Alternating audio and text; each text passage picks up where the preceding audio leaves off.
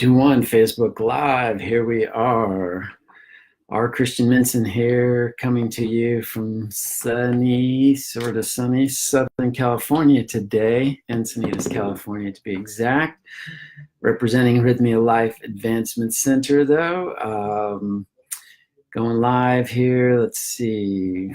Just waiting for some folks to get on as normal. If you come on during the recording, go to about 4 minutes in or so, and that's when we'll start with the content. But right now, just a little bit of introductions. Hellos. Gord Barrett is on. Welcome, Gord, and you should be coming soon. All right, one of the first to get on here, all the way from Australia, I know. Michelle Foster, Joe P. Was Davies. Hope I said that right. Hi, Wendy. Hello. Walker. Hello. Say hi. Give me some thumbs up. Get used to using that, those thumbs and likes and all that kind of stuff. Come say hi to me in the chat bar. Tell me where you're from. Joe Polinger. Hello. How you doing? Says you're a top fan. Must be a top fan of Rythmia there. Welcome. Our Christian Minson here. I am currently, Rythmia has been closed for the last week just to give us a break here. I am in, where am I? So I took a break, came to Southern California, where I'm from, Encinitas to be exact, doing all sorts of things, taking care of some businesses. Joe, hi, brother. How are you doing?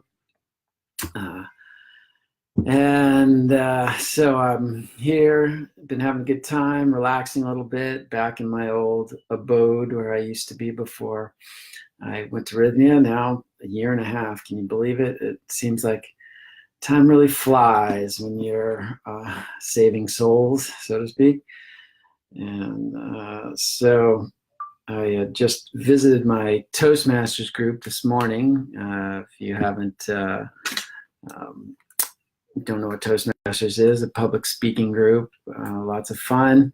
Gord Barrett, see you on Sunday. Excellent. I will see you then. I'll actually be coming in on Sunday, so I might not see you actually Sunday. I might see you Monday, but we'll definitely see you. Come on in, Ellis, David. Hey, never missed one of the talks. Oh, beautiful. Appreciate that, David. And so we're working up the numbers. We're getting on. We got about one more minute here, and we'll then get down to business. You can see I've enjoyed the fact that it's been a little cooler here in Southern California. Definitely cooler than it is in Costa Rica, and I've enjoyed that cool weather. Enjoy things like got out to see some music last night too. These are the kind of things that I don't get to do a lot of in Costa Rica, but taking advantage of it here. Doing a breathwork session tonight. If you are in the Southern California area, and it's at the San Diego area, I should say, Del Mar, I'm doing a breath workshop. If you want to come down, experience what the breathwork is like that we do at Rythmia. I'm doing an introductory workshop tonight from 6 to 8:30. So message me if you're interested in that, and I'll get you registered right away.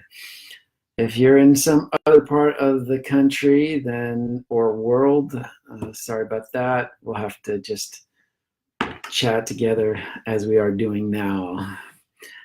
All right, so we're getting to the top of the hour. I hope to see 2 more people join on to really get started. But feel free, as we're chatting today, to ask questions in the chat bar, which is that way, right there on my screen anyway. And yeah, all that good stuff. All right, so I've turned off my electronics so they don't make noise. Officially welcome, and you welcome me with lots of likes and faces. I love that. Welcome officially. I am R. Christian Minson, Transformational Breath Facilitator, Senior Trainer with the Transformational Breath Foundation. director of the Breathwork program at Rythmia Life Advancement Center, Guanacaste, Costa Rica, of which I am on break for this week. Go back in 2 days. I am formerly a monk for 10 years of my life in a spiritual order that focused on meditation, daily practice of meditation and service as our twofold path, so to speak. And that ties into what we're talking about today, which is breathe into the light. That's the subject for today. And I wasn't even sure if I was going to be doing a Facebook Live since we were off, and I saw the title, but I feel like it's a perfect one to really go over the spiritual dimension of breath work, how breath work affects us on the spiritual level of our being. And so this is what we'll get into now. And once again, if you like to ask questions, just go ahead and chat in the chat bar. Say hi to me if you're joining on. A bunch of people saying hello there now. Welcome. And let's get started. Breathe into the light, the spiritual dimension of breath work. Imagine, I thought, start by imagining that you're in a reclined position, that you're breathing rhythmically, and all of a sudden you feel your spine light up. You feel this energy start to move up and down your spine. You start to sense like where the chakra centers are, like a light starts to emanate from those chakras. It starts to get bigger, starts to pulsate.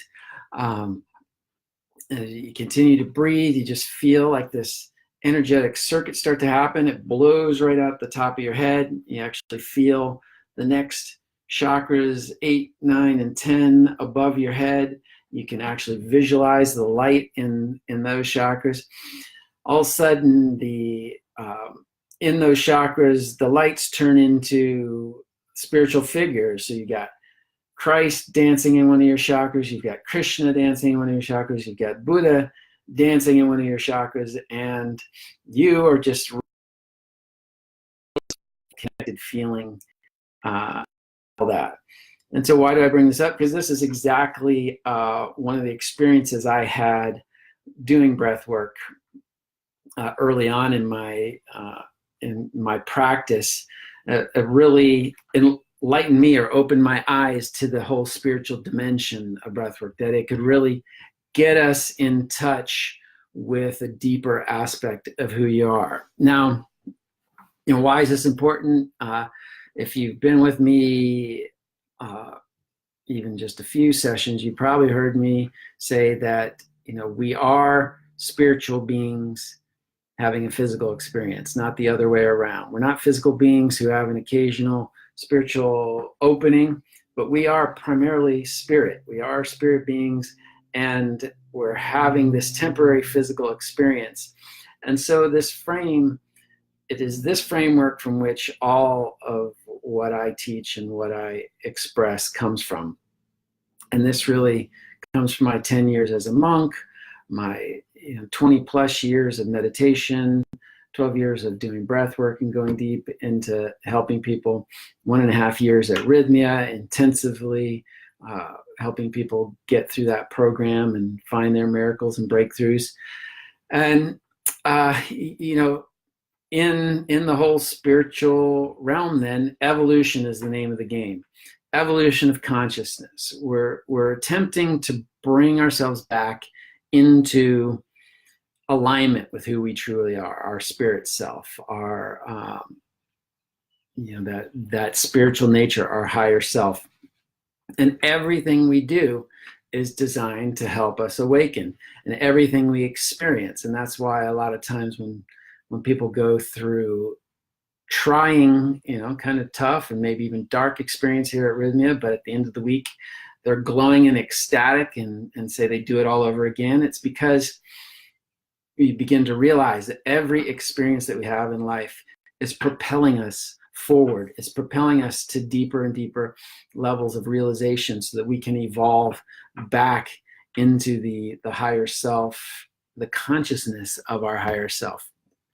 So You know, this is the real reason why we're like looking at the spiritual dimension of breath work today. Okay, so what is this spiritual dimension? We have, let me see how I'm going to frame this. breath and spirit have a very intimate relationship. They're very uniquely connected, and we can see this even in language these days. The etymology of words, etymology meaning the origins of how words developed, is a fascinating topic to me, and it's very fascinating when it comes to breath and spirit, because in a lot of languages, the word for breath and the word for spirit are often the same word or very close. So, for instance, in the English language, the word spirit comes from the Latin root. Most of English, you know, is a Latin-based language, so it comes from the Latin root spiritus, which means to breathe. Right? So, spirit comes from that word spiritus, which means to breathe. Our spirit and to breathe, right there, intimately linked. I also use the word respiration. The word respiration comes from respirare, which means to re-spirit. Okay, so the respiration, the act of breathing, is essentially the act of re-spiriting our being. Imagine that. With every breath you take, you're able to reignite your relationship to your spirit. And just like any relationship, if it's a shallow relationship, meaning you're breathing shallow, so you're keeping that relationship with your spirit shallow, it's usually not that satisfying of a relationship. How many shallow relationships do you have that are truly satisfying, right? Or it can be a deep relationship, taking a deep breath. Fill yourself full of air, of oxygen, or prana, as we'll talk about in a moment. Get that spirit activated. Respiration, re-spiriting. So taking deep breaths in, you're establishing a deep relationship with your spirit. One that's very satisfying, one that can become very intimate, one that can become the foundation of all other relationships that you have. If you've got a deep foundation of relationship to your spirit, then all else seems to go in the flow. In fact, that's why in my company, my breathwork company is called Breath Flow Wellness, and I use the tagline: "As your breath flows, so your life flows." Meaning, you know, if we can take these deep, fluid breaths, our life will tend to move in that general same tenor. If you take short, choppy breaths, if you're very stingy with your breath, if you're holding it, your life's going to reflect that same thing, that shallow relationship to spirit, that shallow relationship with giving and receiving, and so on. So first of all, the breath and the spirit have a very intimate link. The next point really is that oxygen, which is what we breathe, right? We're breathing in oxygen. Oxygen is a carrier of prana. Now, if you don't know that term prana, many do, because you'll hear it in yoga, because prana is a Sanskrit term, and yoga comes from India ultimately, where Sanskrit, Sanskrit is the basis for most of the languages there. So prana is simply a Sanskrit term for life force energy. So it's this life force energy that is distilled from the oxygen as we breathe it in. It's the life force energy that really is the activating agent in actually anything that we consume. So we eat food, and it breaks down in our stomach. We extract proteins and fats and vitamins and minerals and all this. But deeper than all that is the life force that's in these particular elements.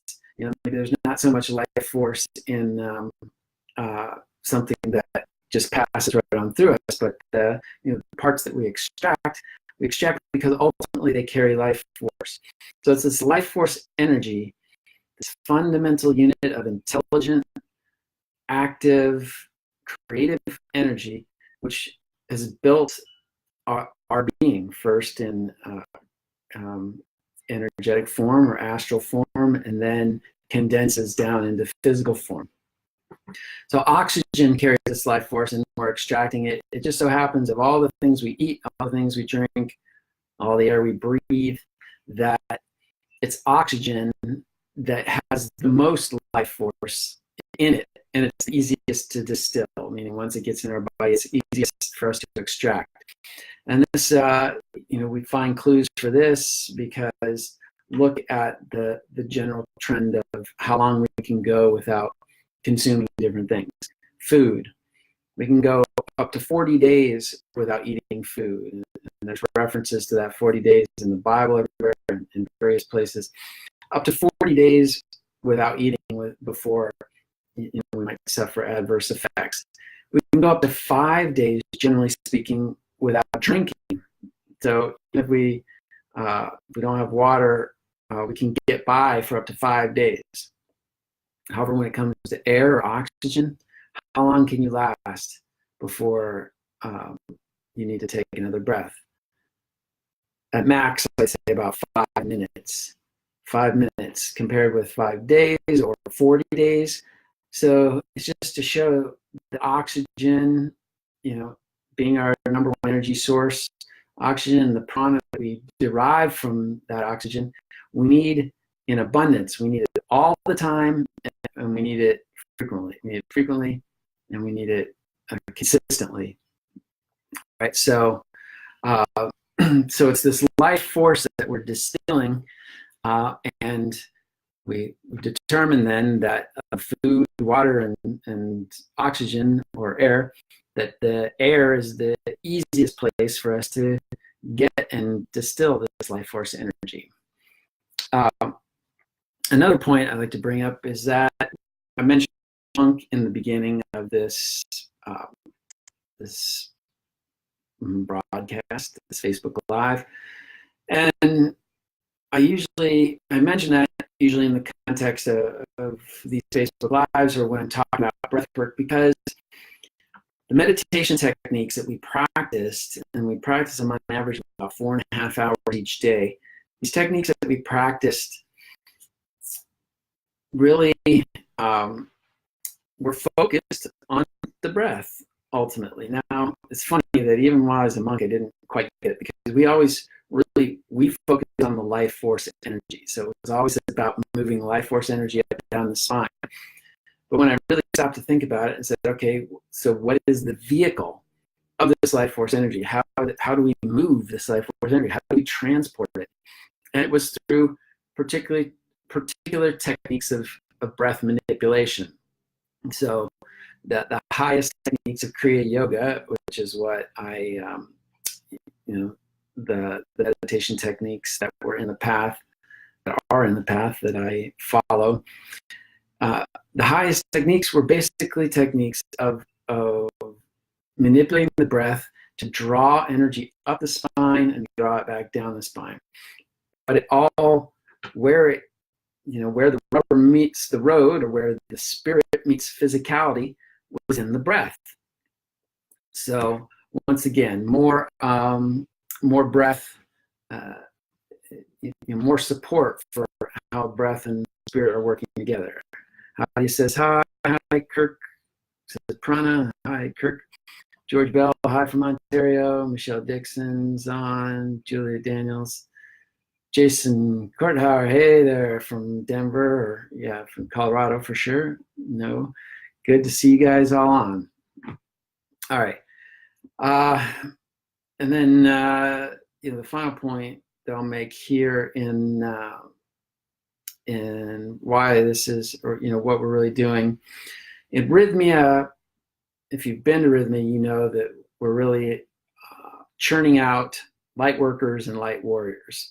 One of our main missions is really to help you ignite the light within you, and that light is your spirit, is your soul. And so when we talk about breathe into the light, basically, once again, we're talking about breath, and particularly breath work, conscious breathing techniques.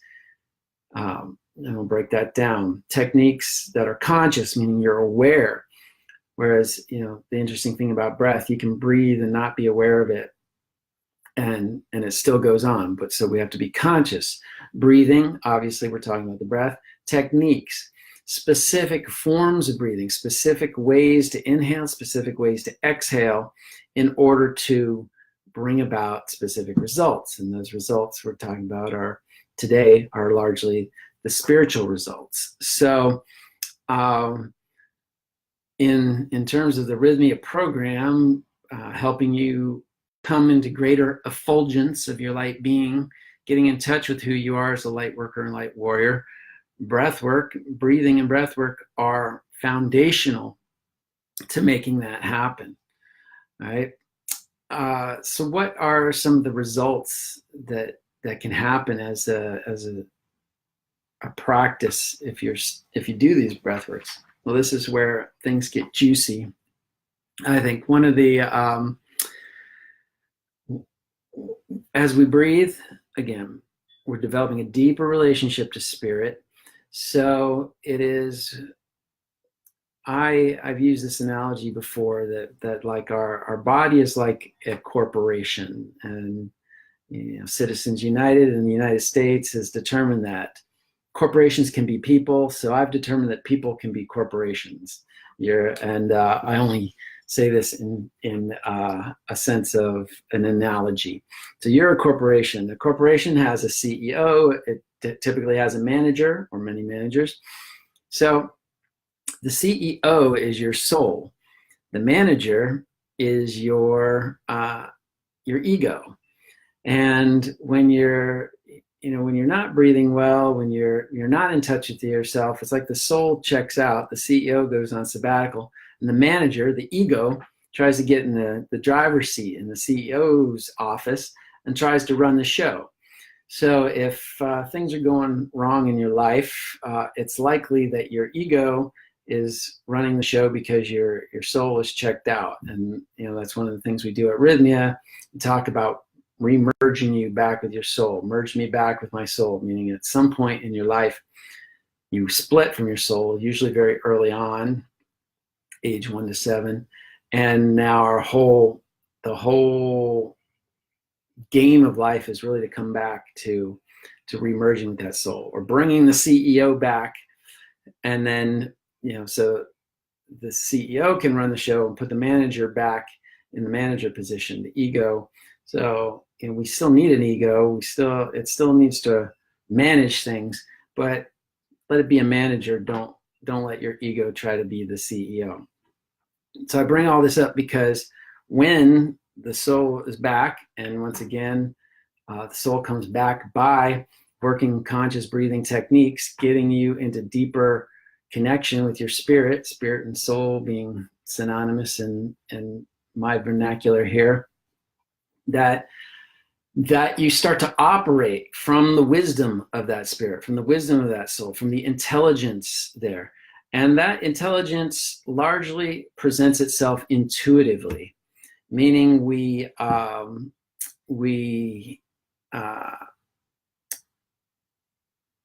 just get an understanding. All of a sudden it just comes to you, or an awareness just presents itself, or you overcome with a feeling to go one direction or another, rather than having to rationalize things out or make things happen.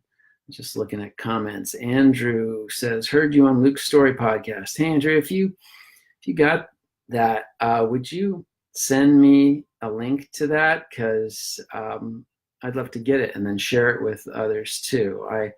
I was interviewed by Luke's Story a month or two ago, and these podcasts take some production time, but I'd love to share that. If you've got a link to that, Andrew, send it to me, Christian Minson, on my Facebook Messenger. Gord saying, when and where are you doing your next breathwork class in the States? Tate, I mentioned I'm doing one tonight in Encinitas. If you are in Southern California, you can come join me for an evening breath work. Then I'm doing my own breath seminar in August in the San Diego area. That's a 6-day event. So if you're interested in that, email me. We're doing a breathwork event in Rythmia, meaning the whole week will be breathwork week. All the ceremonies will be breath ceremonies, meaning we don't have any plant medicine ceremonies that week. So if you can't do plant medicine, or you're a little, not sure, you're sold on plant medicine or health reasons or medication reasons, you're unable to, breathwork week may be for you. And we have Greg Braden will be our guest speaker during breathwork week. That's going to be in November, I believe it's third or fourth week in November, just before Thanksgiving. Excited to be back seeing Rythmia. Howdy, good. We'll see you there. And Julie's giving me a wave. Beautiful. All right, so we're back on track. So I'm talking about, what kind of things happen on that spiritual level as we start to work with the breath. And the first is that our intuition comes online. You start to feel things from a deeper place, from a place, and I would say from the correct place, meaning the place that is in alignment with the flow of the universe. Your higher self, your soul, is always looking to act in alignment with the universe, because your soul is really just a microcosmic piece of the larger universal energy of God or the universe, or love, however you want to conceptualize it. So that wisdom pours through your soul or your spirit and shows up as intuitive insight. Another thing that starts to happen is as we really develop our spiritual side with breathwork, is our creativity starts to flourish.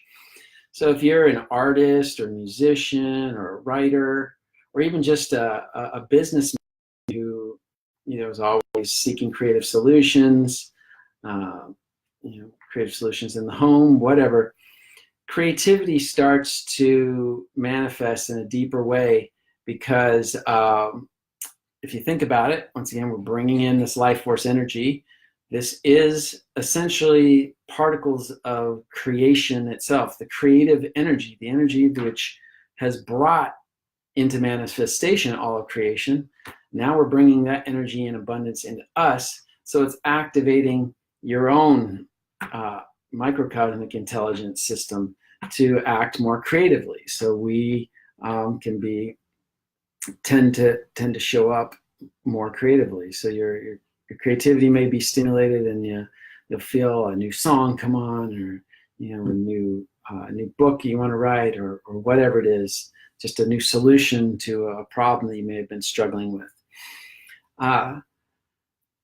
As we start to breathe and get more in touch with our soul, it's a very grounding sensation when you're, if you think your soul, your spirit is who you are truly, that is more, as you come more in alignment with that, you feel grounded, you feel more centered.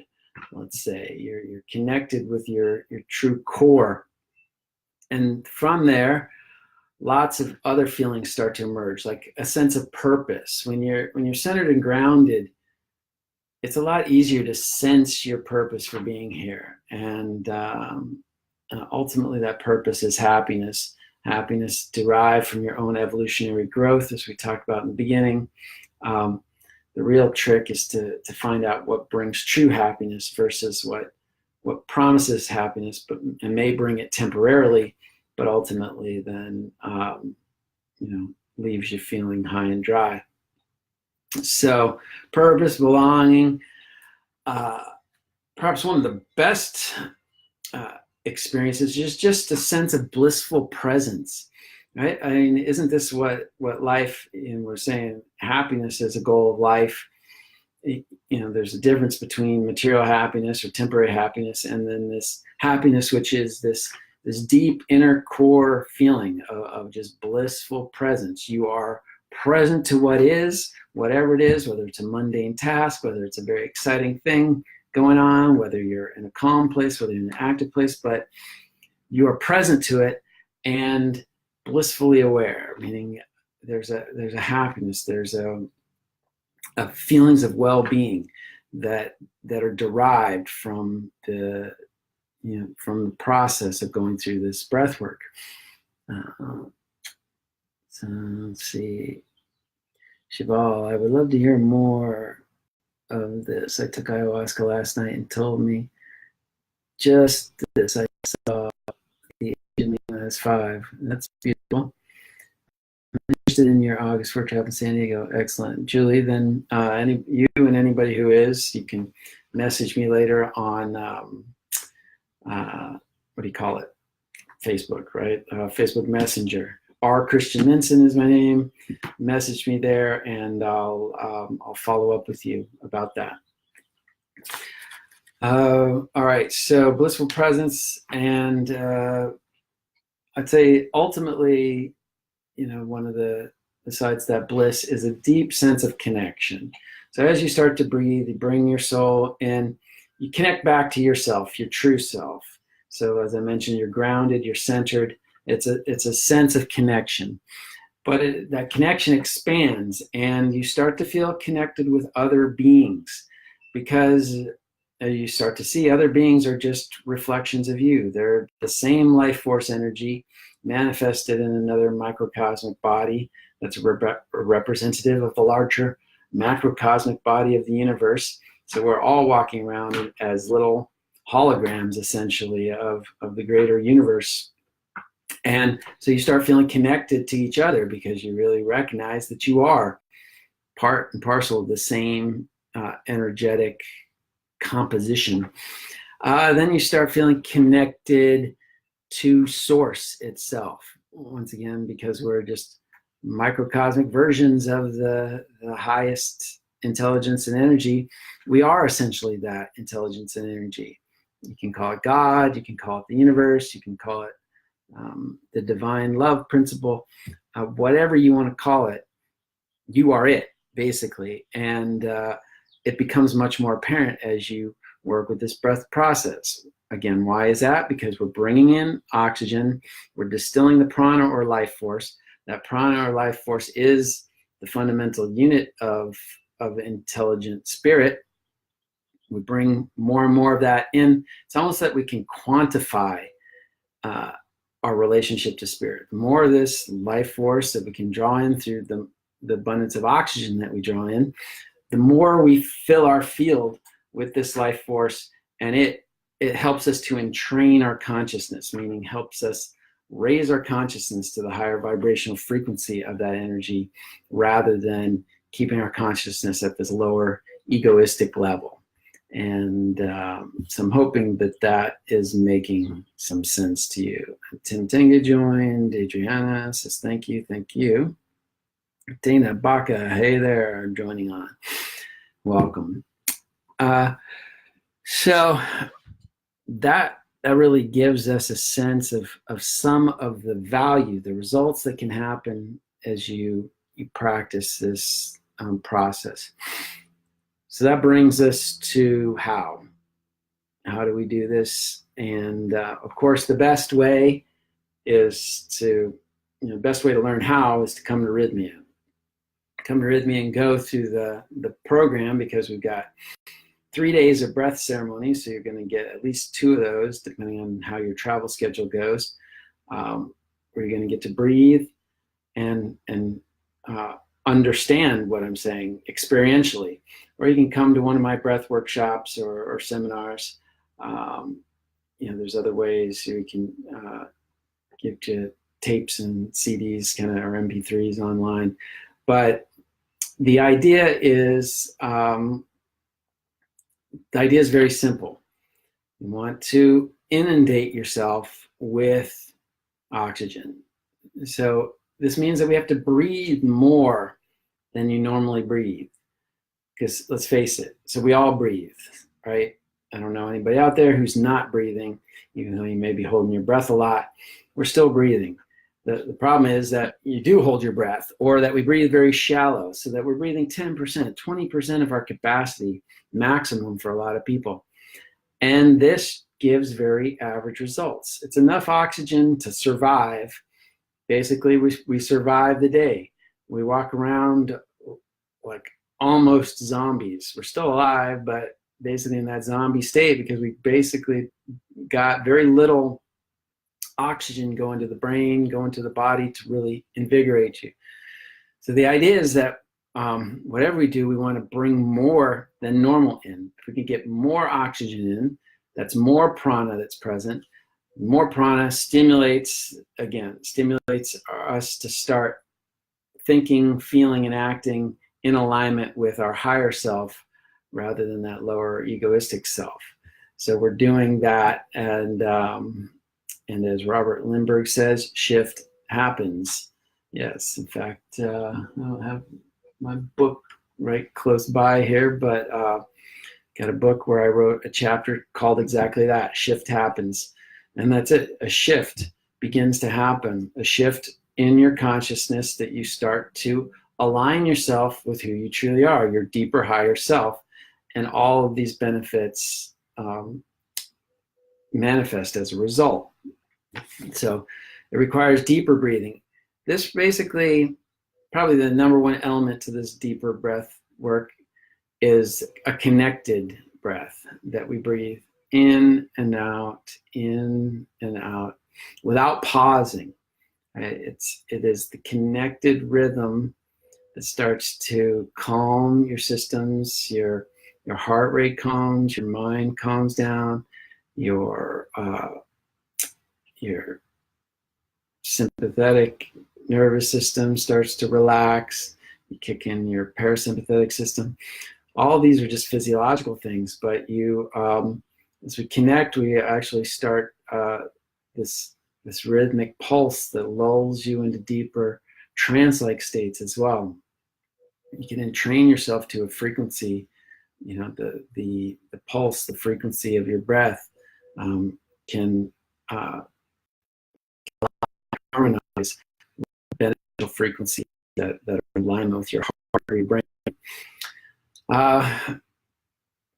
One of the great things about doing the breath work, as opposed to, let's say this, all these are all the benefits and things you can get from meditation too. And indeed, that's what I was studying and practicing for 10 years avidly in my life as a monk. And of course, the last 20 some odd years, some as a monk and without, in my meditation practice and continued spiritual seeking, that meditation is a very foundational way to achieve all these things that we're talking about.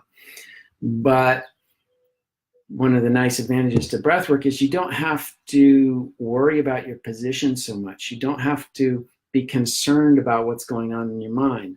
Whereas meditation, you have to sit up straight, spine has to be very straight, body has got to be absolutely still, and then you really focus on keeping the mind still. If it wanders off, you bring it back, and wanders off, you bring it back. So there's a lot of focus on keeping your mental and physical posture aligned, and to keep you mentally focused and physically focused, so that there's really no movement. So in essence, you come to a halt as a physical being, which allows your soul energy then to escape out of the top of your head and reemerge with spirit. So, but with breath work, you don't have to worry so much about your position. You can, it's basically a reclined position. You can breathe in a chair, but we recommend breathing at more or less a 45-degree angle. So if you got a recliner, or we use these things called back jacks that we just turn over and put a pillow on it, and your back is about in this angle. You can lie down flat on the floor. You can be twisted and turned. You can even be moving during the breathing process. See, a lot of this stuff is a deal breaker when it comes to formal meditation, but breath work allows you much more freedom to move, which is very appealing to some people, especially those who don't or have difficulty in really stilling the body or mind. Maybe you've got a physical injury that just makes it very difficult to sit in a straight upright position. So breath work may be for you. The same thing with the mind. In meditation, it's critical that you keep that mind riveted on the focus of your meditation. Now, it's not to say that your mind won't wander, but your practice is really to keep bringing it back, keep bringing it back. Whereas with the breath work, you really don't, you're not concerned with what your mind does. Your mind may wander off. In fact, what happens is you start getting so caught up in breathing that you don't even care about what happens to your mind. But I'll tell you this, that many people report that it's the first time they've ever been able to actually shut off the mind. And I won't say that it's really actually shut off, but that it just quiets down to a point where it's normally like front and center, like trying to grab your attention all the time, and finally kind of takes a back seat, and it's a very relaxing and rejuvenating experience.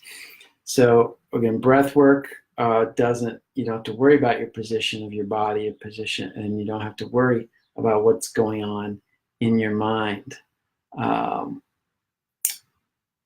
Let's see, just reading some things. Everything. Kevin Peterson joined. Hey there. Sveta Torres joined too. So many good people. So this is a review for most of you who've been to Rythmia before.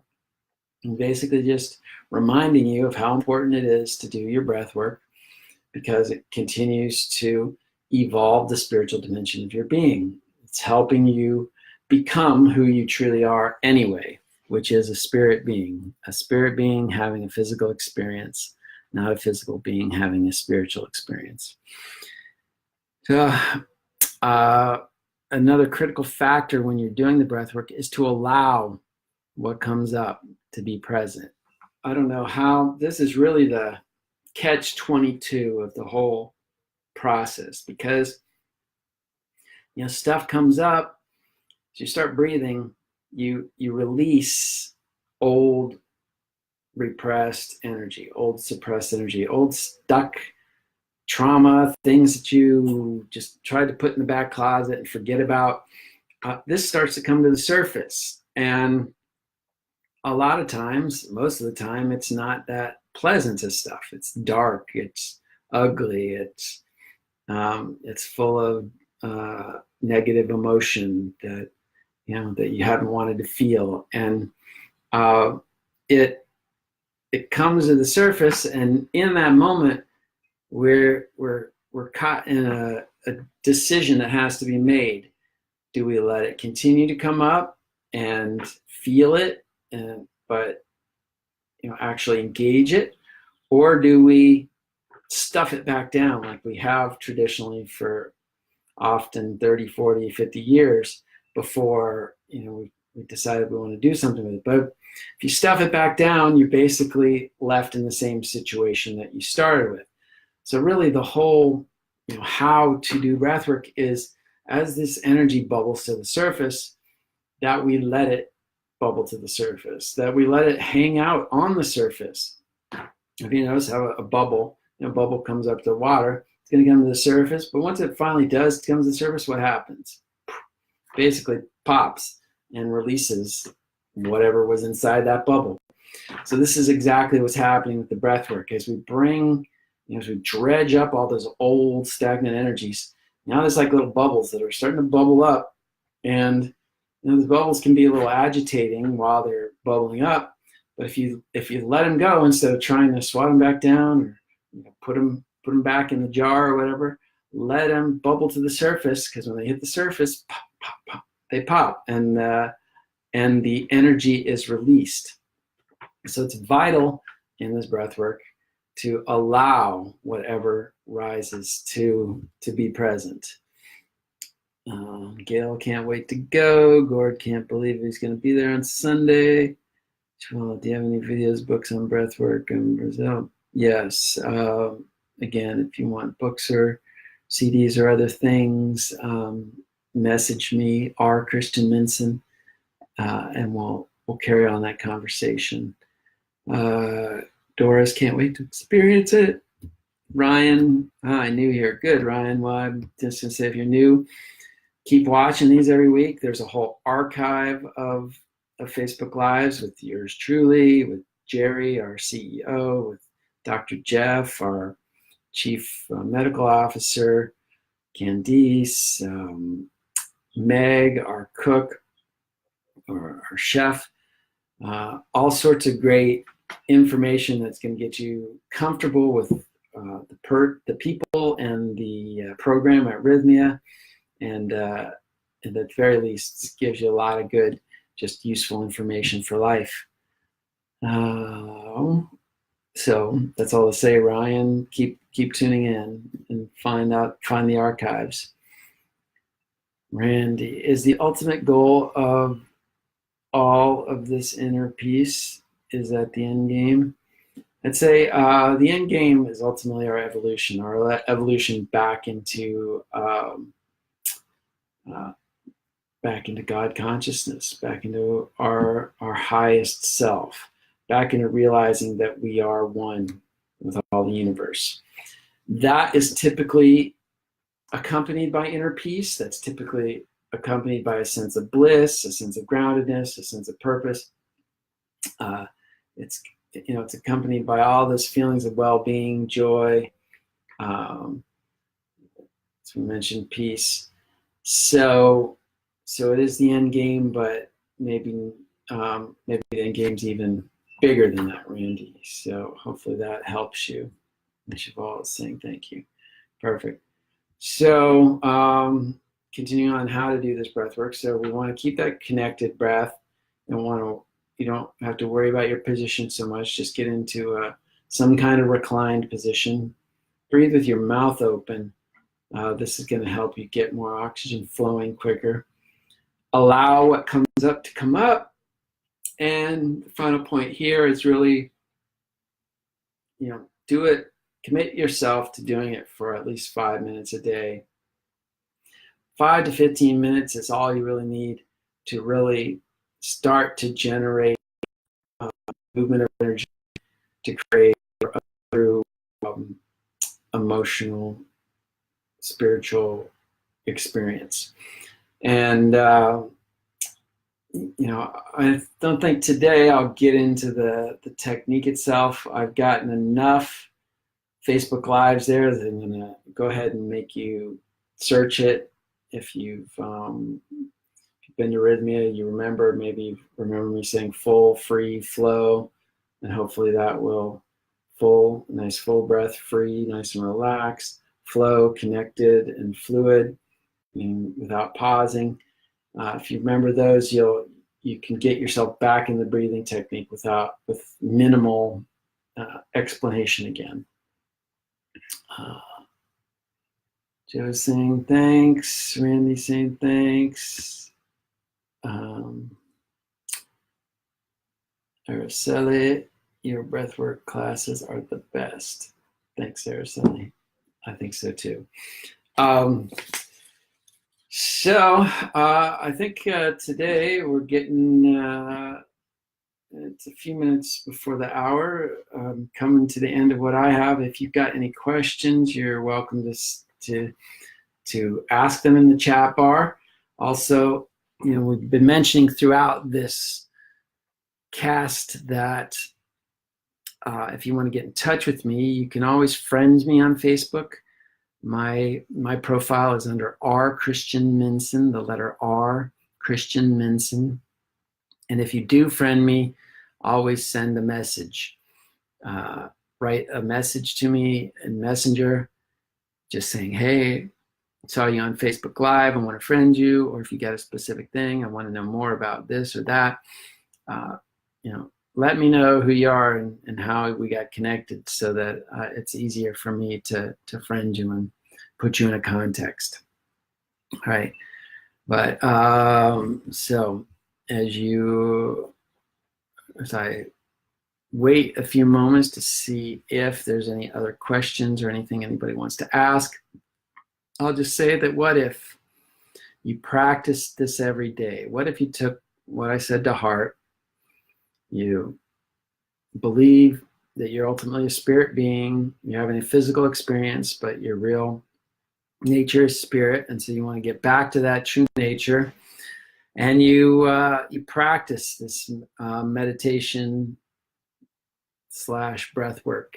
Basically, you practice this breath work technique that delivers the same results as meditation on a daily basis from 5 to 15 minutes, and feel what kind of new relationship you start to develop with your soul. I remember, this wasn't with breath work, but with meditation. I can remember when you start doing any of these things, if you stop doing it for a day, you really feel it because you put yourself in a higher vibrational frequency. And I remember when I first started meditating, of course, my consciousness was down here. Then I would meditate, I'd bring my consciousness up here.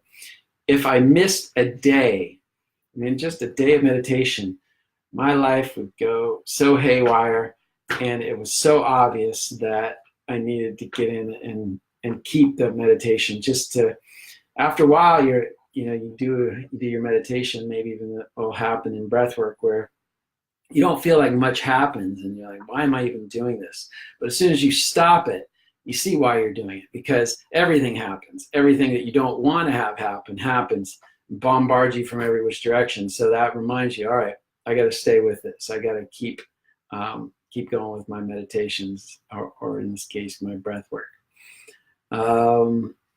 So checking in. Why, when doing breath work, did my elbows and palms heat up? That is because you are moving energy, and as you breathe, as we mentioned, this latent energy surfaces and it's trying to find a channel out. The typical channels out of your body for energy are through your hands, to the top of your head, through the soles of your feet. The hands are often where people feel it the most. And as that energy is moving, energy expresses itself in different ways. It expresses itself in physical sensation. It expresses itself in the form of heat or cold. So when you're breathing and your palms heat up, that's an indication that you're bringing energy to the surface, trying to move it out, and you can feel the excessive nature of that energy by how much heat you're feeling in your palms. Other people will feel tingling or prickly. Their joints may get locked up and very tense, very hard to move. And all of these are just physical symptoms that you are doing what you're supposed to do, which means that as you breathe, you're dredging up energy, and it's seeking an equilibrium. Your body is a very intelligent machine, in fact, the most intelligent in the universe. And if you just let it have its way, with the caveat that you treat it properly, you give it good nutrition, proper hydration, proper oxygenation, sunshine and exercise, you give your body these things, it's going to find a natural equilibrium to deal with whatever toxins are stressing the system or whatever diseases are trying to overtake the system. The body knows how to handle this stuff if we just let it do its thing. And but we have to keep it healthy, otherwise the evil forces may finally overrun the body, and then we end up having a disease or degenerative condition or something like that. All right. More people, some thank yous, some hellos, welcome. So, again, what if you practice this for regularly in your life? You start to see a development of a new relationship with spirit. You see that as you develop that relationship, that you take on the qualities of that spirit nature, which is greater dimensions of peace, greater sense of well-being, and ultimately a greater satisfaction with life. So, if we talk about the end game, really is a sense of happiness, a sense of satisfied happiness. Who doesn't want to live day in and day out in a sense of happiness.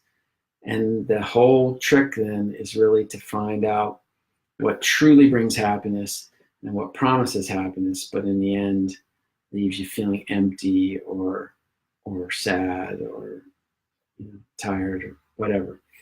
And this is most worldly things are in that category. They're going to promise happiness, but end up actually sapping your happiness. Whereas all of the more spiritual things may not feel so happy at first. It might actually even feel like work. It might feel like a little bit of effort, something you don't even want to do, a little bitter, just like medicine, it's bitter. But you take it and it keeps you healthy. So by doing these things, we're promoting deeper and deeper levels of happiness. So that is all I have today on the topic. Breathe into the light, the spiritual dimension of breath work.